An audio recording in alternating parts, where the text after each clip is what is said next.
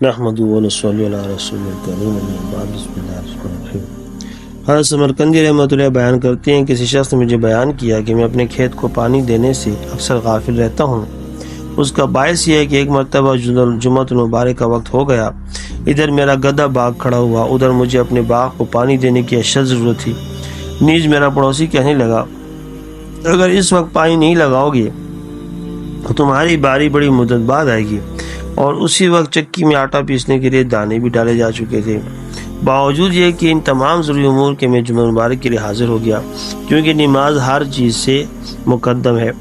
جمعہ المبارک کی ادائیگی کے بعد جب واپس پہنچا تو کیا دیکھتا ہوں کہ میرا باغ سیراب ہو چکا ہے، اور گدھے کے پیچھے بھیڑیے پڑے تو وہ بھاگا اور گھر آ کر کھڑا ہوا۔ رہا آٹا تو کوئی اور صاحب چکی پر دانے لایا، اس نے اپنے آٹے کی بجائے میری بوری اٹھا لی اور چلتا بنا۔ میرے گھر کے پاس اس کا گزر ہوا تو میری بیوی نے بوری پہچان کر اسے پکڑ لی۔ القصہ ان تمام برکات کا ظہور فقط یقین کامل کے ساتھ جمعہ المبارک کی ادائیگی کے سوا اور کچھ نہیں۔ اللہ تعالیٰ مجھے آپ کو جمعے کی قدر کی توفیق عطا فرمائے۔ جزاک اللہ۔